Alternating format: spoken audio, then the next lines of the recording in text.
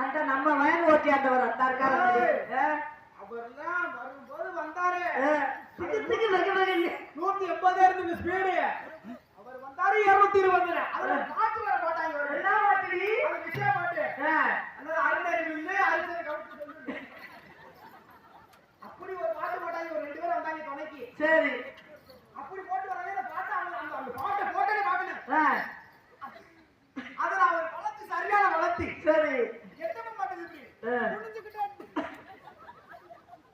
ஒரு வண்டிக்காரன் போறியா சைடுல வண்டிக்கார போட்டுக்கிட்டு